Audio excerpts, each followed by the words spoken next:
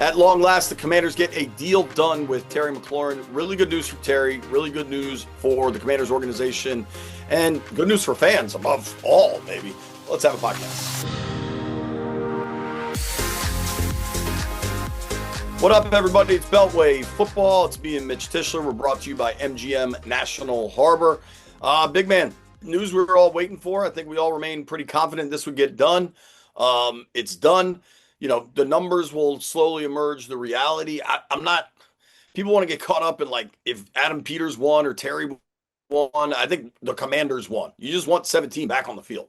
It's a win-win across the board. The 96 million is a great number for Terry. We'll see what the guarantees end up being. The fact of the matter is, I expect Terry's going to play out all 3 years of this contract, and it's not going to. The guaranteed money's not going to matter as much because he's just going to play and be good. But at the end of the day, win-win across the board. It doesn't matter which side folded first, which side blanked, who won, who the public thinks came out on the better end. At the end of the day, you have your best offensive player, not named Jaden Daniels, back on this roster, and you have an offense that I can now erase everything I saw during training camp, and they can move forward with the guys that are going to be out there for the September 7th game. Yeah, I mean, so it's 4 years, right? He's under contract this year. He's going to get a big old fat signing bonus check, 30 mil. He'll be able to play this season. Not to pick nits, but my guess is the 4 years from now, if there aren't guarantees on the third year of that contract, we'll probably be in a similar situation, honestly. But that doesn't really matter today. I think the wide receiver depth was a serious concern. The lack of an explosive vertical guy was a serious concern. Now you get to focus on what I think could be pretty awesome with Terry, Debo, Noah Brown, presumably had that big workout Saturday we all watched. Maybe Jalen Lane helps. Then you couple that with Ertz and Eckler and Bill and C-Rod, whatever all those things look like. They devoted serious resources to the offensive line, which only helps offenses. I think it's an awesome day. So it's August 25th. This is kind of in line with where I thought it might get to. And it also, I think, we are almost 2 full weeks out from week one. Is it possible Terry's on some sort of pitch count early? Maybe. But it's not like Terry's out of shape or coming off an injury or something. I think ideally he hits the ground running. This is going to be a very light week of like official practice, at least practices, media will be at. And I know Terry keeps himself in really good shape. Do you have to get bumped around a little, get used to playing football? Certainly, but I think he's full go week one. And maybe that's 50 snaps and not 70 or 40 and not 60, but I think it's full send. It's when things needed to happen. I think the 96 and people trying to jump on an AAV number of 32 is probably premature. I'm guessing, I don't know. I guess we can wait and see, but it also really doesn't matter. Like this deal is going to expire before Jaden's big deal comes on. Like when the bonus hits for this year, his cap number is going to drop. Like you pay good players, and he's a really good player. Yeah, you have to take care of your own guys first, and particularly when you have a player who's done as much as Terry has done. Particularly when you look at last season, he finally got a quarterback, 13 regular season touchdowns, 3 postseason touchdowns. I mean, this guy has been everything that you've wanted him to be. And at the end of the day, the amount of money that they're paying him, they have the cap space to do it. The deal's going to expire before you have to do Jaden's big deal. This is the type of guy that you got to take care of, especially when you spend the entire offseason talking about wanting Commanders players and wanting to optimize Jaden and all the different things that they've done. This team did a really good job this offseason of bringing in pieces to help this offense. And now having Terry back is the final piece to get this thing moving in the right direction. And 2 weeks before the first real game of the season is a great ramp up period. 2 weeks is plenty of time for Terry to get comfortable, to get back out there. Pitch count or no pitch count, I guess, we'll see when we get there. At the end of the day, we're finally going to get to see this offense practice the way that they will look when the regular season comes. Yeah. My gut tells me this news got out 11:30-ish. Yeah, right before noon. My guess is the guarantees are not that not that they're insignificant, but I bet it doesn't beat DK, and that's why it's not out because the team's not going to release it, and the agent would release the guarantees. Typically, I mean, who knows? But that doesn't mean it's a bad deal for anybody. Like, I think this has gotten to be like way too fractured, where Yeah. people. I I understand you're a big fan of the team and you care how they manage the salary cap. I get that because that matters. It matters on your ability to sign players. Eventually, they got to sign Jaden. They're going to have decisions coming up. Hell, before we know it, on Luvu or what if Debo's great or Quan Martin extension. Like there's going to be a bazillion things. Like you want to pay attention to the salary cap, but this deal is significant. And like if it's 56 and a half, 58 mil guaranteed, which is kind of my spidey sense, or 62 over the life of the contract, like I don't think you need to be overly invested in those numbers and like the intricacies of the salary cap and stuff. I'm not knocking anybody that loves going to spot track or over the cap and checking that stuff out. Cool. I think they can be parameters for what will happen over time with a player and a team. But they had to get this done. Both sides really had to get this done. I think Terry had kind of lost the leverage in this thing anyway. So if this just got to a point where it was like, yo, let's just sign what we got. And like I won't be shocked if this offer today is not materialistically different than it was 2, 3 weeks ago, honestly. Like Terry's not gonna miss a season. He wants to play, he wants to get paid, and now's the point where you gotta go play. Yeah. Listen, people were giving the front office a hard time for not wanting to pay him. They're giving Buddy Baker a hard time for giving him bad advice or whatever it is. All along, we talked about this number being right around 30 million, a little bit more, a little bit less. I think as we got later in this thing and the leverage started to go away, we thought it might be under 30 mil. At the end of the day, you got to give both sides credit for coming to the table and coming to a deal that, on paper looks good for Terry when you get to the 32 million a year. What if the guarantees are less than DK's, then great. It looks good for the team. Both sides can claim a victory. At the end of the day, you have your best guy back on the field and a guy who is a player that it makes a material difference in how this team will go. And as the Commanders continue to get better and continue to have players that are playing at or near the top of their positional rank, you're going to have guys that are going to get paid big contracts.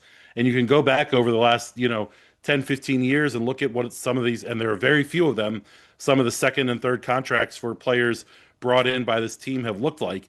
And when you go back and you look at the John Allen and the Deron Paynes and, those second contracts they got, you had to do some real, guerrilla math to come up with how those guys ranked in the top 5 or top 10 of their position. But because they were the best players in the burgundy and gold, they were able to ask for kind of, the top end of it.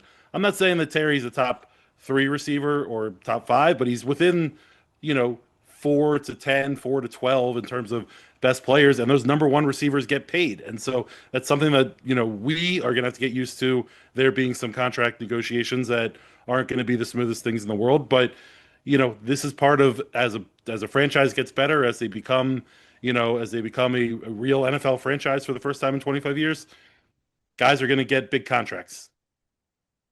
I agree with that. I've never heard the term guerrilla math, but I kind of like it.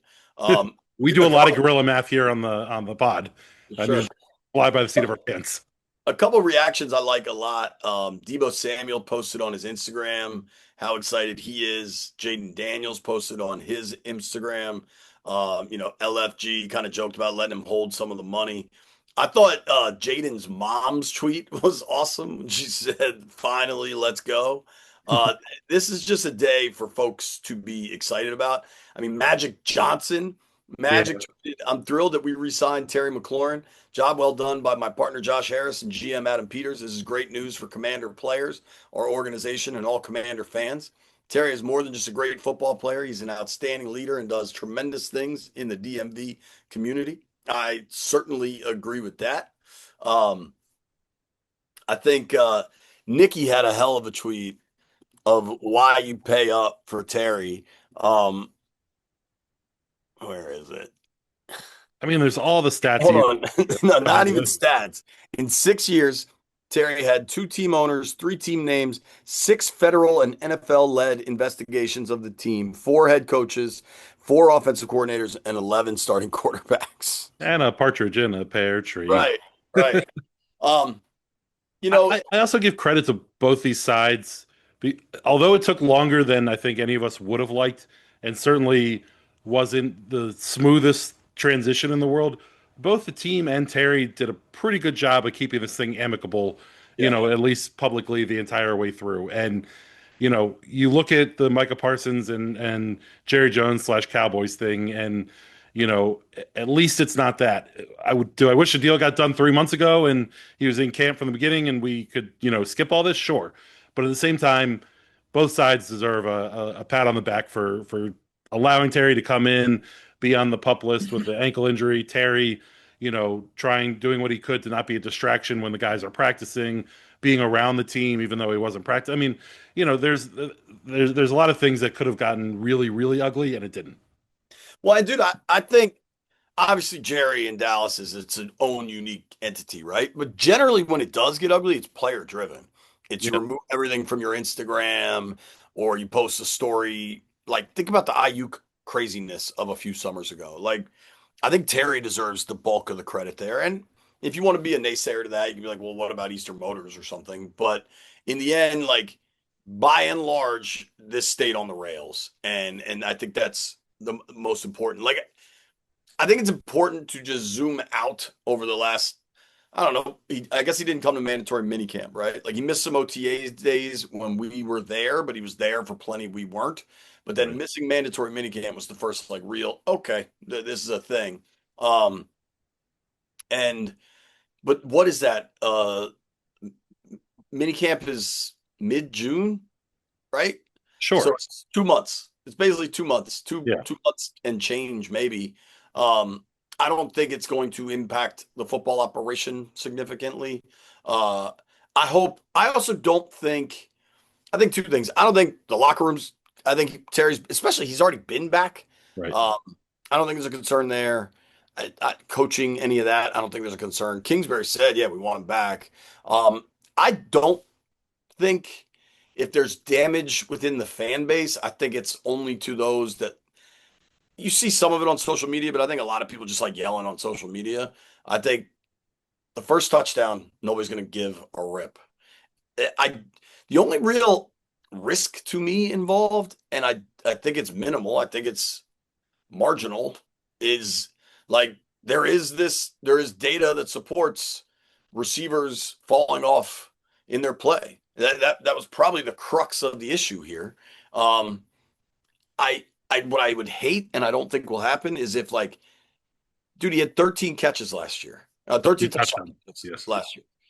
He in his previous career high, I think was as a rookie when he had eight. So like, I want to pre, I want to in advance tell people to shut up. Where if he goes back to a six touchdown catch season, they're like, see, 30-year-old receiver. Like, no, dude, last year was the outlier. Sorry, but he's still a really good receiver when he goes for 1,106. He still gives this offense, this team that's trying to win games this fall, something they don't have without him. He's one of four receivers that have had 1,000+ yards each of the last 5 seasons. I mean that like there are stats that you're going to be able to point to, for Terry. But the biggest thing with the age thing that I go back to is he was an old rookie. So yes, when you get to 30, maybe some guys start falling off, but Terry doesn't have quite the wear and tear that some guys have in terms of total seasons played when they were getting to 30. You look at some of the young guys. Malik Neighbors is going to have 9 years in the NFL when he hits 30 years old. Terry's in year what, this is 7 coming up for him. So like either way, it doesn't even matter. The deal's done. He's on the field. I'm excited. I'm with that. We don't have to go back and relitigate it, and we can, zoom out and maybe, I was too frustrated at the beginning of camp when he was in the holding out portion or whatever. But at the end of the day, this was starting to get real close to a tipping point, and I don't know if Tuesday roster cutdown day was a tipping point. Not that they were going to cut him, but if they were going to make a move to put him on some list because he wasn't going to play. Also, getting him physically ready for week one, getting him in rhythm with everybody in week one, I think all were important things. And getting this thing done 2 Mondays before the first NFL, the first regular season game goes a long way. What are you smirking at over there? Um, you mentioned it. I may have made a note to ask you if you wanted to revisit some of your passionate. No. It was a little nuts, dude. It was nuts then, and it remains nuts now. Well, it's nuts now because the deal got done. But you also thought the deal was going to get done. I mean, I guess you were a lot more worried. Like you're Yes, that understanding. I when I started getting overly angsty about it was when he started holding out, and when I thought that it wasn't a foregone conclusion anymore that something was going to get done. And yeah, listen, I am extremely happy that things got done and takes all the angst out of my. But at the point when he was holding out of camp and the two sides hadn't talked within a month, sure, deadlines always spurn deals. We talked about 1,000 times on the pod, but this up in a half hour before the deal got announced, Adam Schefter was on TV saying, "Well, he hadn't heard that Terry and the team had gotten very far in their contract talks." Hats off to the team and Terry's group for not negotiating this in the media and putting it all out there. But there seemed real tension points where they had gone periods of time without talking. When Terry and Buddy were out on the practice field doing their little chats off to the side, as great as it was to see Terry physically at the facility, he seemed about as far removed from the team and from what was happening as he could be while still not incurring the fines. I don't feel bad about the way that I felt. I am that much more I relieved feel now when it's bad. done. I'm not saying you should feel bad. I I don't feel think like it was wrong. maybe you could look back and be like, that was a little much. I could, but I won't. Well, that's very much in your character to not do that. Well, I I, mean, I'm I never wrong, so in my note, I just said let ask Mitch to revisit his thoughts. I didn't write down or expect Mitch says I was wrong. I certainly didn't write that down. Um, Listen, I was angsty about it. I usually am bullish and I you know, think a lot of people were, dude. yeah. I think a lot of people were. Um, I'm just extremely glad that it got done, and I've never been more happy to be proven wrong in my time doing this here podcast with you. wide receiver depth was the biggest question until this morning.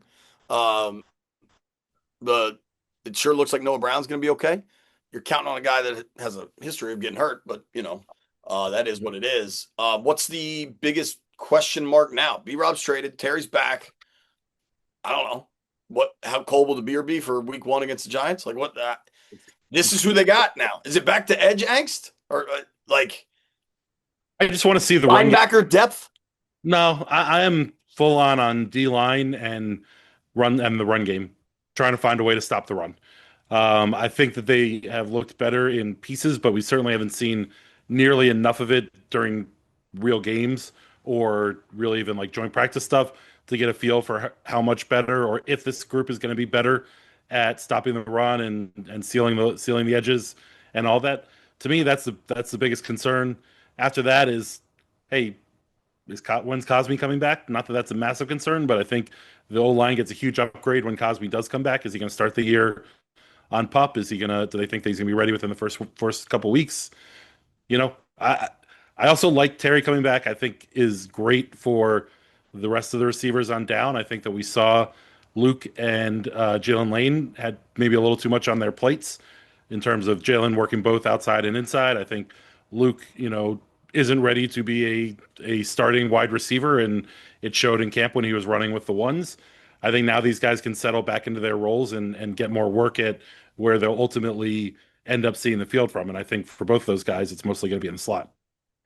Um, Cosby's going to go to IR. I feel pretty good about that. But that means he could be back week 5 in LA. Yeah. Agree about the receivers kind of sliding down. I think there's a lot to be optimistic about with this ball club. We're going to have a relatively chaotic week just for the listeners and viewers of the pod. If Terry does a media session, we will probably have a podcast after that. If he doesn't, we probably won't have a pod until Wednesday when we're expected to talk with DQ and AP. If the DQ AP fiesta ends up being Terry also, like just stay tuned. They practice Thursday. That's the only real thing on the calendar. We said previously just how fluid this week is. Um, and I expect it to be. But the biggest news, McLaurin 3-year extension. Everybody can relax. Last thing, last question, as I ask you Monday, August 25th at 3:25 p.m. Um, are you keeping three quarterbacks on your 53 when they come out of camp? Are you keeping Johnson or Hartman? I am not keeping either of them. I think both of them, well, I think Sam Hartman, you can get to the practice squad. I don't know that Josh Johnson's getting picked up by another team. Think about Josh Johnson just being in Washington's camp. This is a guy who's been in and around the NFL for 15 years or so. Jaden is the number one starter. You know that Mariota is, the number two guy there. For Josh Johnson to agree to come to Commander's camp leads me to he probably didn't have a lot of options of going to camps where he had an opportunity to play. So if and when they cut him, I don't know that he's getting picked up right away.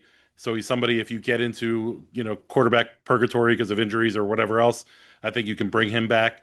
You have Jeff Driscoll, who's still sitting at home, was here last year. I think there are a couple places they can go, and ultimately, I think assuming that Mariota's ankle tendonitis seems to be straight and he's ready to go week one, as an in case of, I don't know that they need to keep three off the jump right on Tuesday's cut down day. Might have give you Chandler rules, dude. It was a yes or no question. The answer is no. They I, don't need to do it. I just gave a little context to it all. Just trying to wiggle away from your impassioned speech about the worst football decision in 30 years or whatever that was. I said Um, it had the potential to be. Don't put words in my mouth. we got to go. Potential. Thank you. We'll be back this week. Beltway Football. Subscribe on YouTube. Damn it! You made it Yeah, this far. If you made it this far, Mitch owes you the best football decision the organization's made in 30 years. drafting Jaden Daniels number two.